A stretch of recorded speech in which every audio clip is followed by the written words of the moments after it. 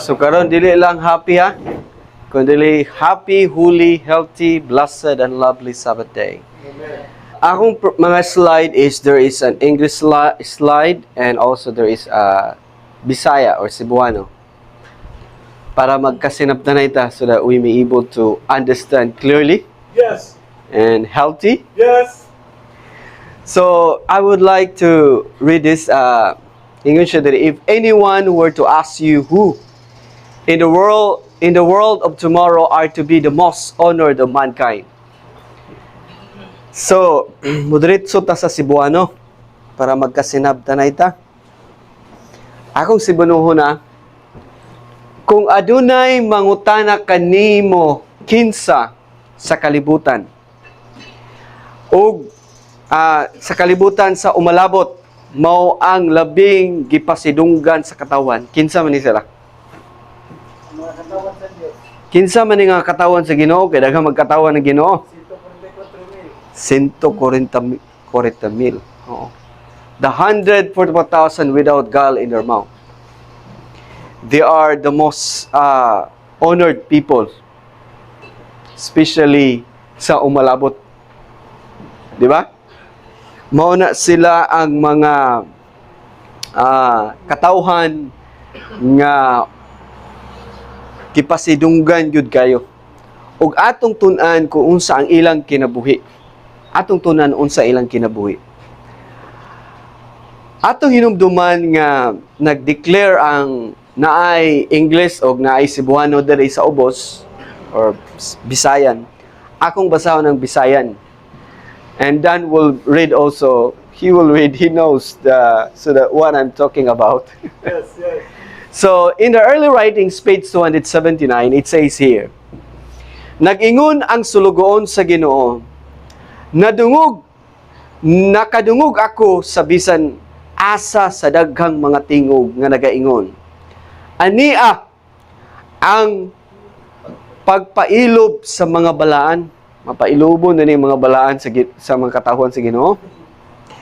Ania sila ang 144,000 ang gipasabutan na nga nagabantay sa mga sugo sa Dios o sa pagtuo ni Jesus.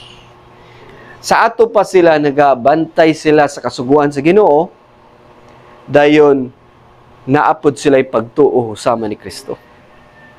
Dayon ato pong nahibawan nga sila mapailubon. Patient. So be patient with me because I will not use 15 minutes or 10 minutes. I will all the way. All the way. But I will be patient with me because the people of God they are so patient. I will read this one. And Brother Dan also will be patient with me. And according to the inspiration, I will read in the English and I will read also in the Cebuano in our own language. According to the inspiration, blessed are they that do His commandments, and they may have the right to the tree of life, and may enter through the gates into the city, is the benediction of Christ when speaking of His own second coming. In the last chapter of the Bible, here is the patience of the saints. Here are they that keep the commandments of God and the faith of Jesus. Is the description given by the angels of the 144,000 who will be translated without seeing death when Christ comes. In our own language, naingon siya diri, para magkasinabtanay, lisod man kunong dilit na magkasinabtanay, di ba? Okay. Bulahan sila nga nagatuman sa iyang mga sugo, aron sila makaangkon sa katungod sa kahoy sa kinabuhi. Gusto ra ba ta mukaon sa fruit of life, di ba? O makasulod sa mga gahaan paingon sa siyudad. Mao ang panalangin ni Kristo sa dihang naghisgot mahitungod sa iyang ikaduhang pag-ani. Sa katapusang kapitulo sa Biblia, aniya ang pagpailob sa mga balaan, aniya sila ang nagabantay sa mga sugo sa Dios o sa pagtuo ni Hesus. Mao ang paghulagway nga gihatag sa manununda mahitungod sa 144,000 nga pagabalhinon ngadto sa langit nga dili na makakita sa kamatayon sa pag-ani ni Kristo. Dili makakita sa kamatayon. Muna nga Happy Sabbath living sense, mga balaan, mga buhi nga balaan. Kay di matapatay. Buhi gyud. Di ba? Kaya ano po tao sa mga buhi naman eh. Tita mo sugot nga patay. Muna nga ang mga balaan gyud ay nga 100,000 makasugata gyud ay sa ikaduhang pagbalik ni Jesus. Oh, ha? Ay ayaw mo pag nagtigulang pila edad nimo? Pila edad nimo, te? Ay pila? Bata pa na. Kay sa una magminyo sila sa una, isa kagatos magminyo sila. Tu panahon bitaw tag 900 ilang edad. Magminyo sila mo na nga the more nga maguna-una dai ka og tigulang, the more magkaluya. Mana kung edad ko og mga 90, 100 when my age will become 90 or 100 today, I will not think that I am too old. Right. I will think I'm too young. Yes. Because the life of God that He have given is eternal life. Eternal life. Unsa man day kinabuhi nga gihatag sa Ginoo, eternal life man. Na ba siya naghatag ba siya nga 100 na siguro imo kinabuhi. Loy. Pata pa kayo na. Di ba? So dili ta maguna og kanang murag tigulang na siguro ko di na ko makaadto sa meeting kay tigulang na. Ayaw, kay maluya man ka. Pero kung maguna-una kag positive. Mo man gingon mo when you thinking maupog kuno na, di ba? Maupog kuno ka.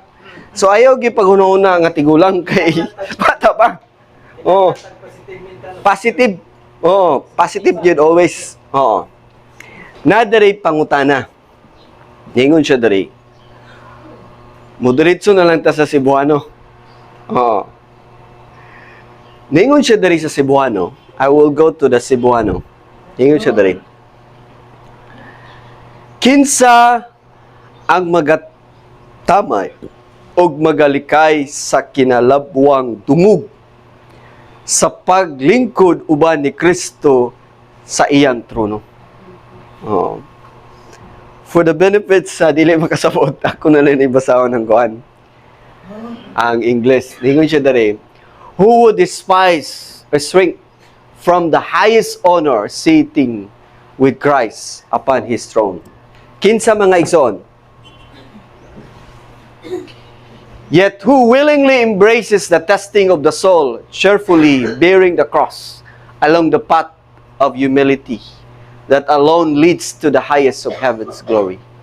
Kinsa man ni sila mga igsoon?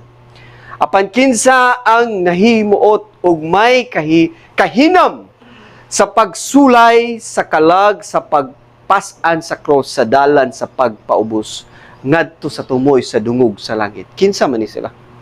Nga mga katawan. Di ba? Kani sila nga mga katawan, hibaw-an man nato nga 100,000 katawan sa Ginoo. Pero kaning 100,000 mauni sila nga maunay naa sila kinabuhi sa ginatawag nga gisulat sa Biblia Proverbs 15:33 ningon siya, before honor there is honor is humility. Sa dili pa ang dungog mao ang pagkamapainubsanon. So man ni maigsuon kaning mapainubsanon. Maulaw ba ni sa magminsay or may uban nga mapainubsanon, maulaw kuno magminsay, mapainubsanon ba na maulaw magminsay? Maulaw magkinabuhi sa kamaturan, mao ba na siya ang mapainubsanon? Or kana mapainubsanon, mao ba na ang nahimangaway pero still ginapray gyapon nimo? Di ba? Oo. Ang mapainubsanon maigso nagkinabuhi na sila sa kamaturan. Oo.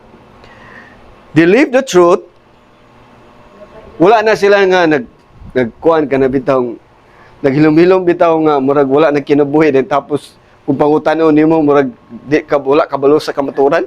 Dili na sila ingana. Ang kanang mapainubsanon bisag unsa man ang hagit sa kinabuhi. tindugan yun nila ang kamaturan. No, mo na ang mga painubsanon.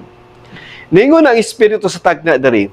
Ningon siya dari, the reasonable soul devoted to learning and applying the science of the process and sustaining by enduring grace can attain this to submit of the straight path of holiness, inspiration declared. Mao ni sila nag-declare gyud sa inspiration, mao ni sila ang 144,000. Ato ning basahon sa atong kaugalingon nga pinulungan. Ang makatarunganon nga kalag nga gipa hinungod sa pagkat-on o pagpadapat sa siyensya sa proseso o gipaluyuhan pinaagi sa paglahutay sa grasya, makahimo niining ngadto sa kinatumyan niining matulid nga dalan sa pagkabalaan. Gipahayag ang inspirasyon. Mao na sila ang 144,000. Ang 144,000 nga walay limbong sa ilang baba.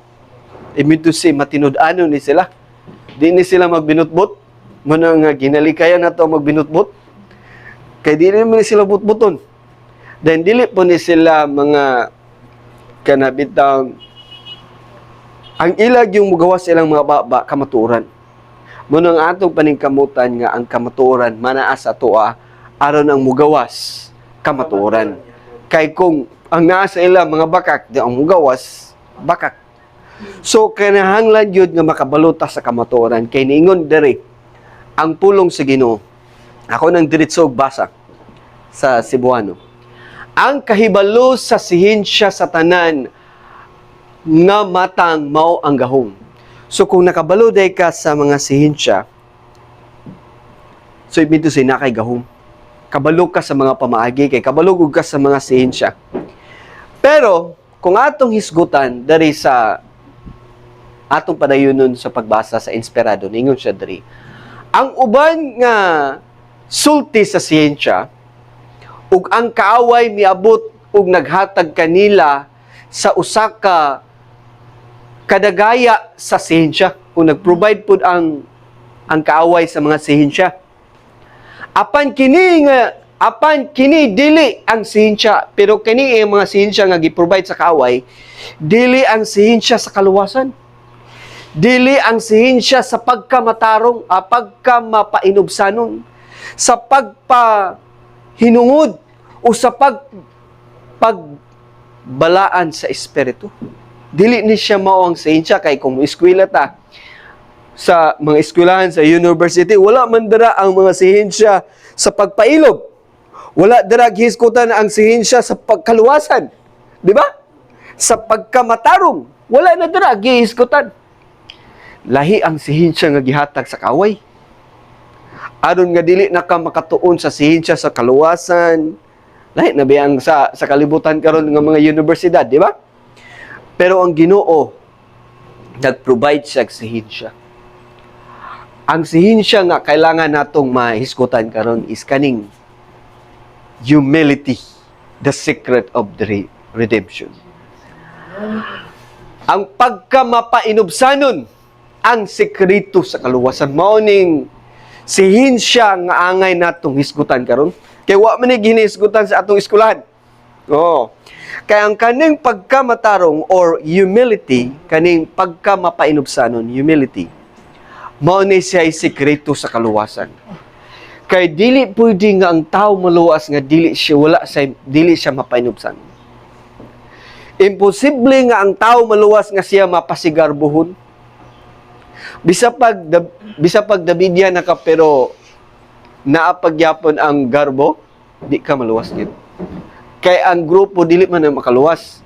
Siguro naay grupo ang Ginoo. Pero ang grupo dili makaluwas kung wala na usab ang kinaiya sa usa ka tawo. Mao na nga importante ang grupo, kay na may grupo nga gisgutan sa Biblia. Pero importante po nga diha sa grupo natabangan ka nga nakapaubos ka. O natabangan ka ba? Oo. So importante nga maibaw-an nato kaning pagkamapainubsano or humility, kay mao kini sekreto sa atong kaluwasan. Atong hisgutan diri si Jesus sa iyang humility. According sa Philippians 2 verse 5 to 7, I will read directly to the own language that we have. Ningon siya diri.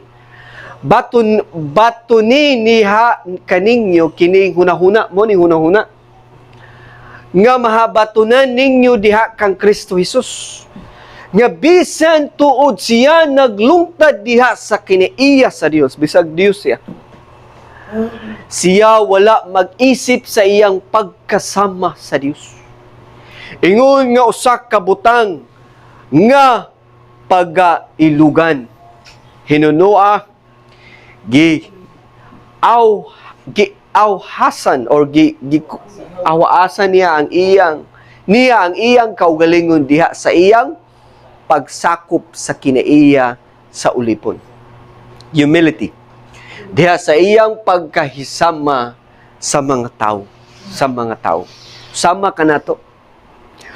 Ana ang sekreto nganong naluwas ta diha sa pagpaubos ni Jesus. Ug samtang kita magapadayon niini,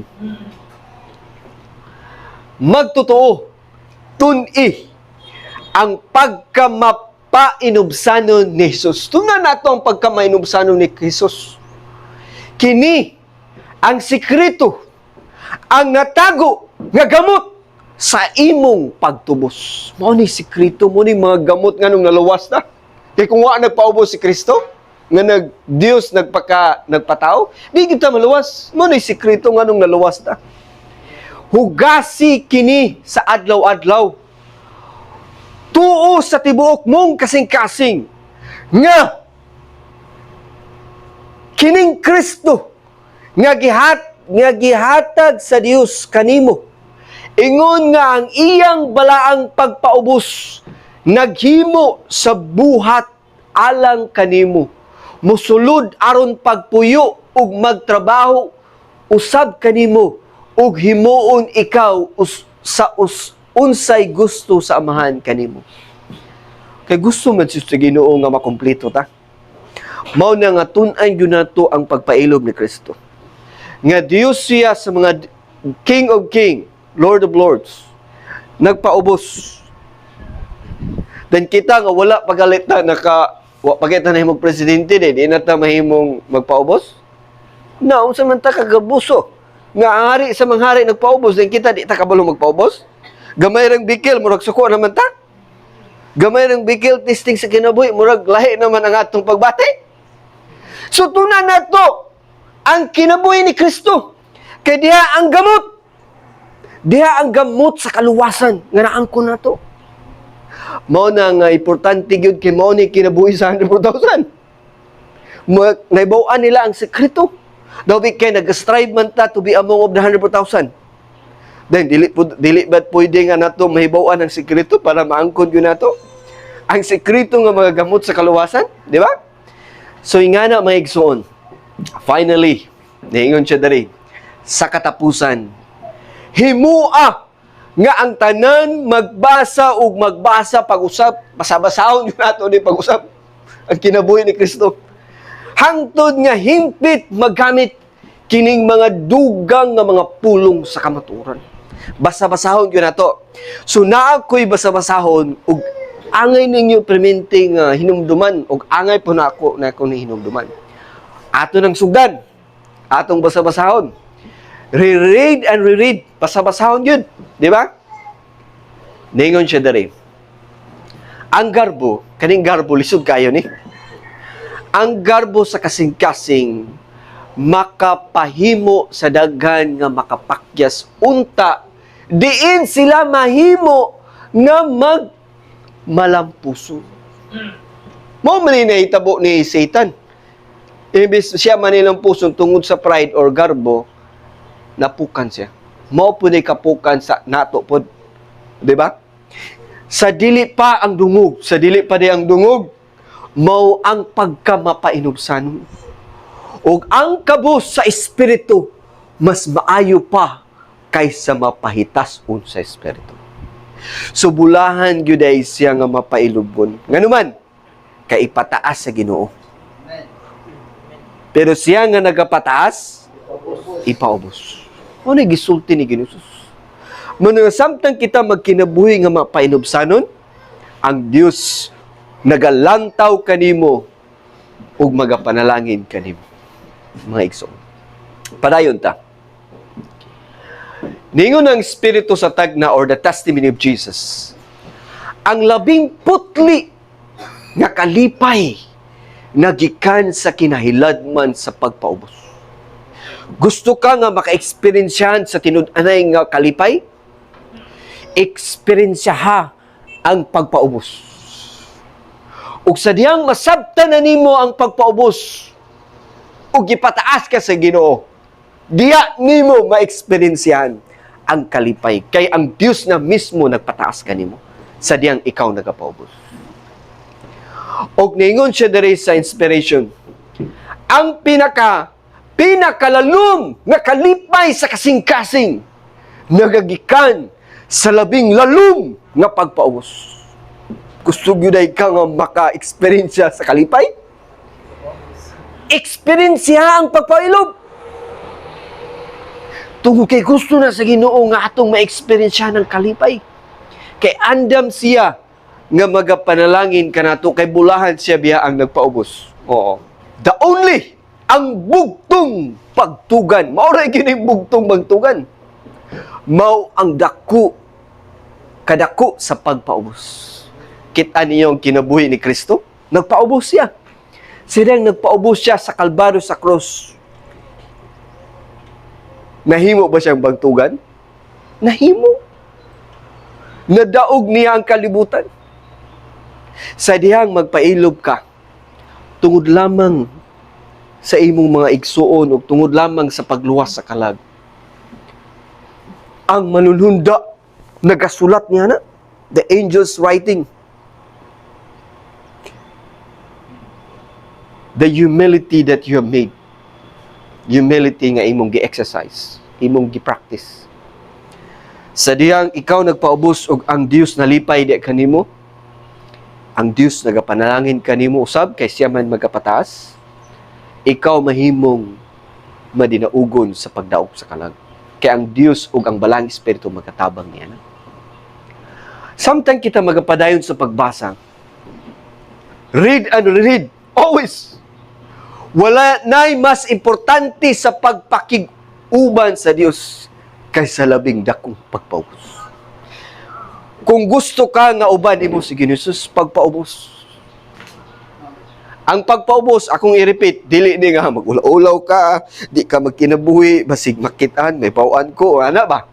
Ang pagpaubos, mao ni siya ang pagkinabuhi sa kabuton sa Ginoo. Kung naay gabasa, kung naay nabasa, kung naay nasabtan, tapos, nayasabtan po, paubos ka diya sa pulong sa Ginoo. Oo. Kung gusto na sa Ginoo mo, na gusto, paubos lang. Tuman, lakaw, sunod sa kamatuoran. Wala na bitay, dili na bitay magbagulbol.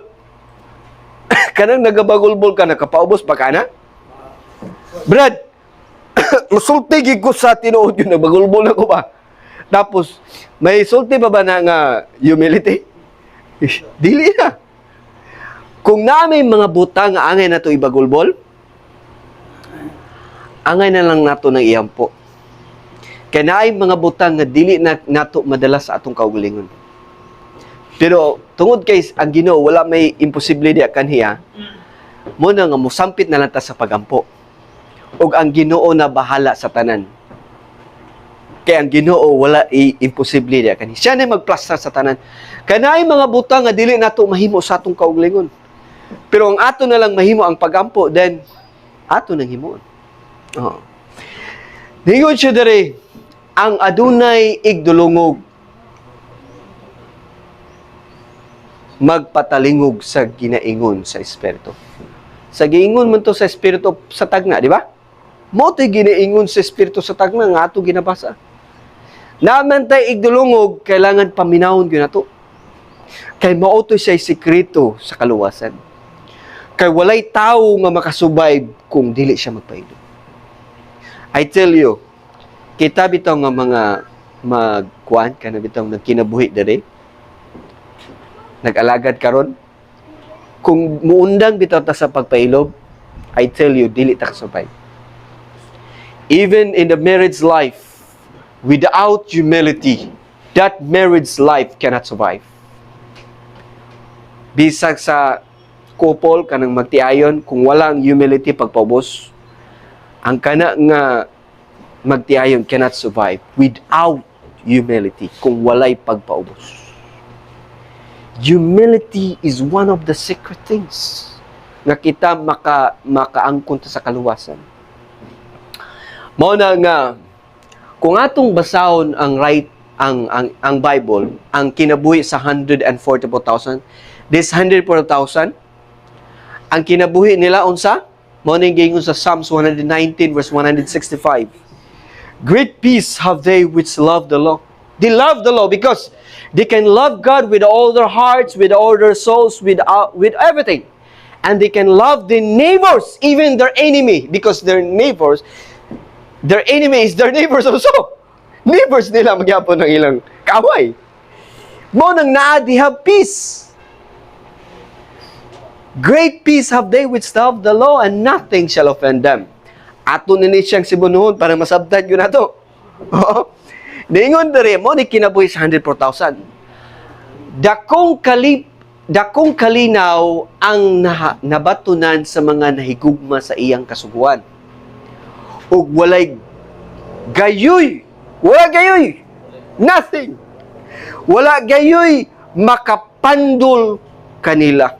Uy, ingani di ang kinabuhi sa 100,000. Dili na to tugutan nga nay mo pandol sa tuwa. Kay kung tugutan na to nga nay mo pandol sa tuwa, dili ta ka-survive sa atong pag-alagad. Dili ta makadawat sa silyo sa Ginoo.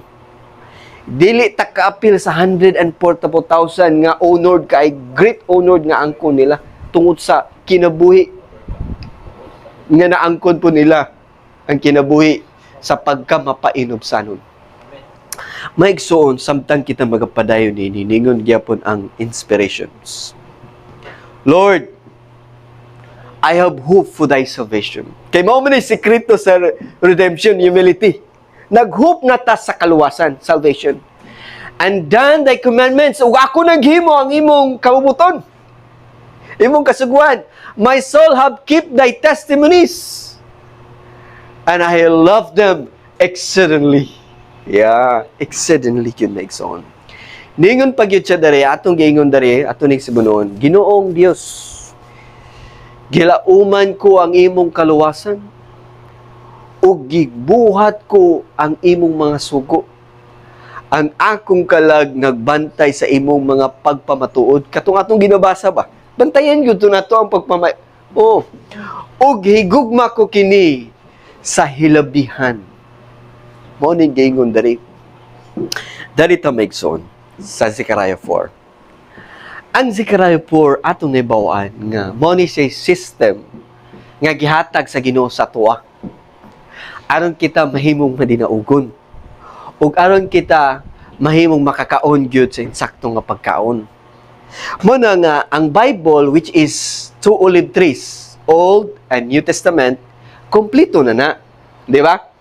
Dayon, kompleto na pod ang nag-interpret aning Bible sa panahon ni Ellen G. White, nga ni siya sa Old, nga ni siya sa New, nagsulat siya mo ng Spirit of Prophecy.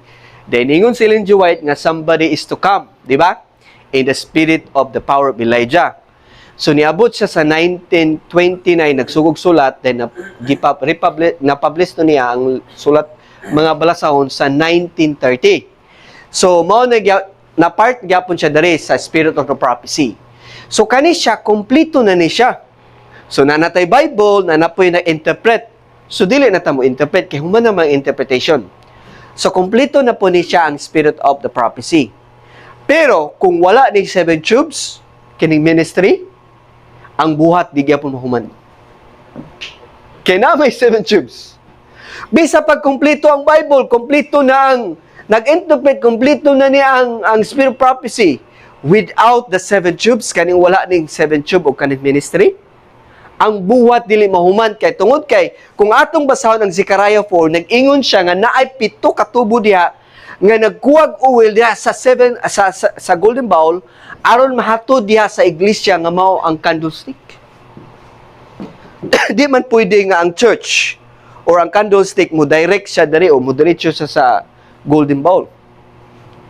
Naagyo siya gamiton nga instrumento nga maghatod sa mensahe or sa mensahe sa oil padulong dito sa church or candlestick aron ang church sa diyang makasabot sila sa mensahe ilang kinabuhian mahimo silang kahayag sa kalibutan, just like sa candlestick.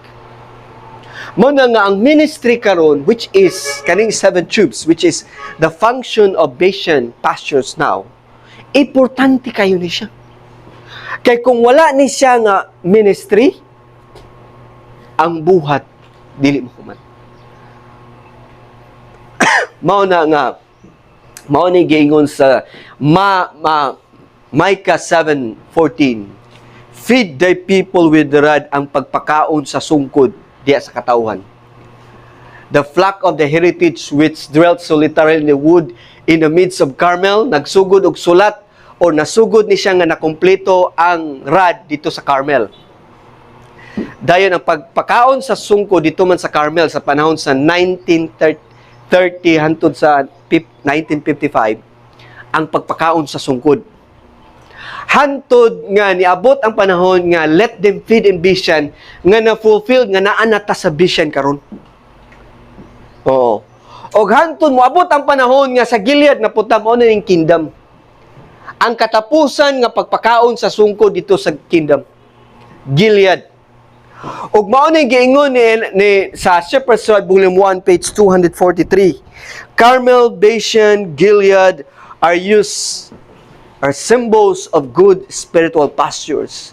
These places, kani nga mga lugara, na lugar sa Carmel sa panahon sa Wiko, which is the 2 Carmel, mo tong panahon ni Brother Hotep. Dahil karon mga Carmel, mga counterfeit naman na siya.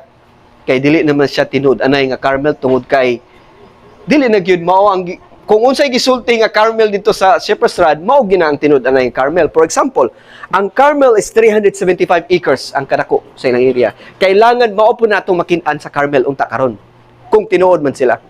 Kailangan ang Carmel is na dito ang address, kung unsang address sa Shepherd's Rod nga mao nang Carmel, mao po ng address unta. Ang Carmel is na dito ang antitypical Elijah. Kailangan na po dito ang antitypical Elijah unta. Dabi kay nagpahuway naman siya. So it meant to say, nalang sila awat-awaton para murag mahulog nga Carmel. Pero mausama sa asa ka kwarta nga, ang kwarta, dili na nimo ang pick nga money, dili nimo na maingon nga, makailad ka kung wala sila awat-awaton na, sila awaton, pero dili na maawatanan.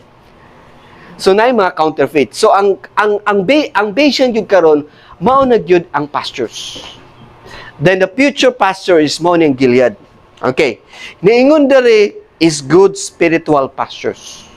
Okay. Dili ta pwede mo ingon ha, kaya nara ba ko'y nadunggan? Nara ko'y nadunggan. Di lang ko musulti kisay pangalan.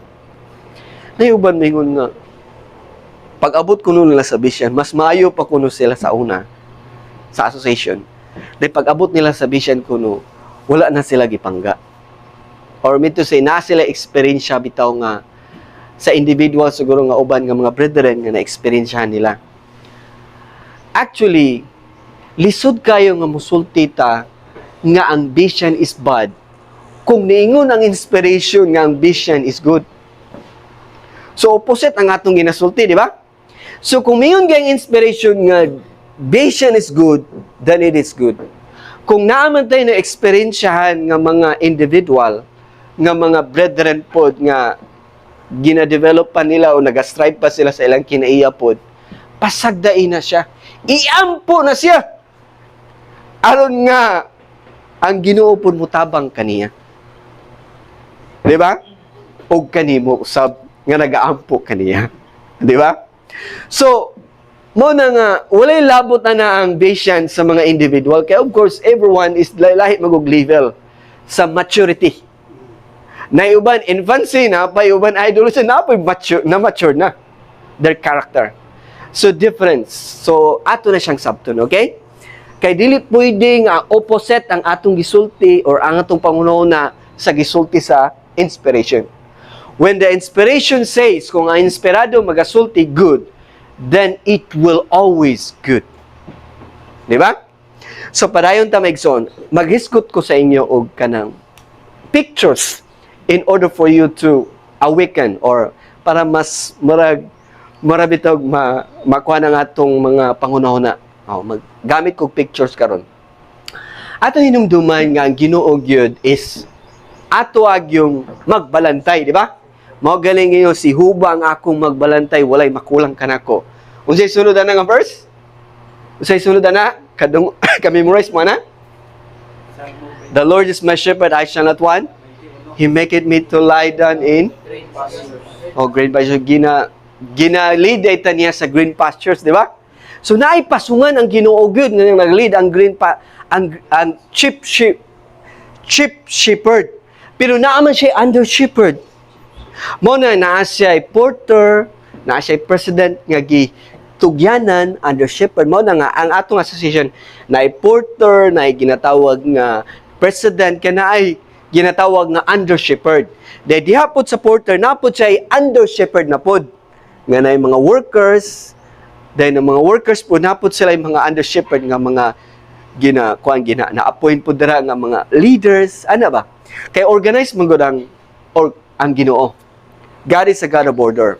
Muna nga, it was a beautiful in its simplicity, the simpler the teaching. Muna nga, we make this one is a simpler. Yeah. Nga, masabtan yun nato that we can able to understand it. The more the under shepherd represent the shepherd, sadyang atong i-simplify ang atong mga pagtudlo. Kung atong hinumduman kay under shepherd, kung ang trabaho sa shepherd, before na niya dalon ang sheep dito sa pastures, sa pasungan, or sa sibsibanan, iya sa nang tanawon ang sibsibanan kung wala bay, sa iyang tanawon, kung wala bay, kung safety ba ang iyang mga, kung safety ba nga buyanan na niya sa lahi nga pastungan, iya nang bitbiton sa iyang kamot, di ba? Magbaklay ka na bitong dili pa bitaw kaayo maka daog sa ilang palayo na bitong baklayon. Nana siya yung mga bitbiton, napoy uban nga maglakaw. Then, ang shepherd pod, he will look if there is kanabitong poisonous grass, na yung mga poisonous grass, or mga snake, na yung mga snake dara, kung makaharm ba sa sheep. Ingana ang atong great shepherd. Before taniya gipaani sa bisan, kailangan ang bisan yun, ang pagkaon sa bisan, the food of spiritual food, maayo, dili makahilo. Ingana ang trabaho sa shepherd. Dayon, ang iyang shepherd, pag mutawag na siya, his sheep knows his voice. Kadungog sa tingog sa siya magbalantay, di ba? Kadungog na siya. Pagtawag ka na, dili na siya nga magkuhan. Musunod na lang na siya. Ingana na ang kuhan. Dayon, iyan ang ginaproteksyonan gyud samtang sila nagalakaw, especially sa mga wolf, mga lubo ba? Kana man gyud mga lubo. Oo. Na yung mga lubo nga mo scattered gyud sa sheep. Oo, yung scattered sa sheep. Dayon mo na trabaho sa lubo, pero tungod kay naaman tay great shepherd, mo na nga ang pag naagay lubo, ay lubo. Pag nailubo, ang shepherd, naanay kuman sa shepherd kung nailubo. Kung mo kuman na ang shepherd, then pag kuman sa shepherd, kuha na sila, mo form a group na siya para ang lubo dili makapaak sa ilang mga liog o sa ilang patyanon bitaw. Patyanon ba? Oo. While nga layo na usay dili pa makakuan dito ang kuan. So nana siya kuman nga himuon para ma-safety gina siya. Then ang shepherd pod, iya po nang ginatanaw, he call it by name, iya po nang ginatanaw, iya nang gina-anoint, iya nang ginakuan, iya nang gina-count kung pila na iyang sheep para gyud makuan. Oo. Dayon kung naay mawala sa diyan gi-count man niya, then naamay na loss, iya po na siyang pangitaon. Pangitaon na niya sa iyang bisag asa dapit, diya pa sa ilalom, he will look for his sheep nga na loss. Dayon, iya na siyang tanawon kung asa dapat makitaan, asa nagtago, until nga makitaan niya ang iyang ship. Oh, hantod nga makitaan niya ang ship. Hantod nga ma-rescue gyud siya og makompleto ang 144,000. Because the 144,000 is the sheep of God. Mga karniro na sa Ginoo. Di ba? Atong hinumduman, ingon siya dari, tungod kay ang Ginoo mingon, paninguha kita sa tibuok kusog nga gihatag kanato sa Dios, nga maapil kita sa usa ka gatus kapatan og 4,000, according sa Review and Herald na siya sa Spirit of Prophecy, March 9, 1905. Ang pag-uban niadtong labing gitahod sa tanang buhi nagapuno sa atong pananawon og nagadasig kanato sa pagpadayon sa pakigbisog sa pagtuo aron sa pagsunod sa kordero bisan asa siya muadto. Ano siya, maigsoon. Ningon siya, nasayod kita usab sa klaro nga panabot nga kining kahibulungang kamatuoran nga naa na sa tuwa, nga mao ang kamatuoran sa Davidian, nga mao niyang kamatuoran nga naa sa tuwa. Kining mahimayaong pananawon mao ang pananawon sa Davidian. Mao ni atong vision nga maangkon nato ang kinabuhi ni Kristo. Kining labing hataas nga pagbayaw mao ang kadungganan sa Davidian. Kaya ang 104,000, they are Davidians. They are also, they reach the standard sa gusto sa Ginoo. Kita naningkamot lang ta nga mahimong tinud-anay nga Davidian. Kay kung naay Davidian nga tinuod, naman po'y dili. So atong ginakam up ang tinud-anay nga Davidian. Mo na ang pagkamahinulsulon, mo na ang pagkamatinumanon sa kabuton sa Ginoo. Sa pagpadayon, ningon siya, nalipay pag-ayo ang mga Davidian sa pagkakita sa 104,000, nga naayoy 104,000 yun. Nga may dungog, nga walay katupong isip o sa kadakong katawhan o kusgan. Nga wala gayoy mahitabo sukad o dili na gayoy mahitabo pag-usab. Joel 2 verse 2. Ingon nga mga tao nga gikatingalahan. Muna sila matingala sila ning 104,000. Ug ingon nga mga mangluluwas. Kabalo mo ang 104,000, mahimo silang mangluluwas. Nga naman, sumala sa Obadiah 21, mabasa nga, na-S, saviors. Nganong mahimo man silang manluluwas? Kay dili naman gud sila ang nabuhi, si Kristo na ang nabuhi silang kinabuhi. Kay dili naman sila ang nabuhi, si Kristo naman, unsay kinabuhi ni Kristo? Manluluwas. Mo nang 104,000, nakakat-on po siya sa kinabuhi sa pagkamanluluwas. Kay si Kristo naman ang nabuhi sa ilang kinabuhi. Mo di ba? Mao na nga ang sekreto gyud sa atong kaluwasan, the secret of redemption, pinaagi sa pagpaubos o sa pagkahadlok kang Jehova, or sa atong pagtahod sa iya, mao ang bahandi og kadungganan og kinabuhi. Mao ni mga sekreto. Di na ta mag-adto sa uban pa. Mao na ni, di ba? Ningon ba gyud siya diri? Pinaagi sa pagpaubos, sa dili pa ang dungog, mao ang mapainupsanon. I have one slide na lang. And we will end this. I will read this in English and I will read this in Cebuano. Ningon siya dariyo. Nothing can be more helpless.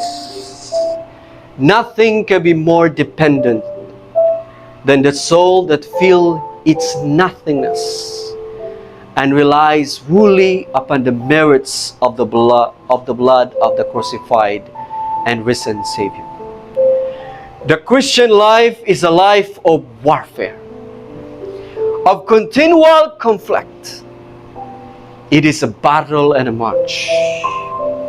But every act of obedience to Christ, every act of self-denial for His sake, every trial will endure, every victory gained over temptation is a step in a march to the glory of final victory. Sa Cebuano nga pagkasulti, walay bisan unsa nga labing walay mahimo, walay bisan unsa nga labing nagsalig kaysa kalag nga mubati sa iyang pagkawalay bili ug nagsalig sa himpit sa mga takos sa dugo sa usak ka gilangsang ug nagbanhaw nga mangluwas. Ang kinabuhi nga Kristohanon usa ka kinabuhi nga gubat.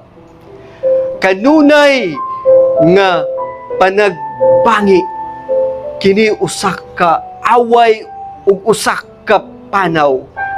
Apan ang matag buhat sa pagtuman kang Kristo, matag buhat sa paglimod sa kaugalingon alang kaniya, matag pagsulay nga maantos ug maayo, matag kadaugan nga makuha batok sa tentasyon, usa ka lakang sa panaw padulong sa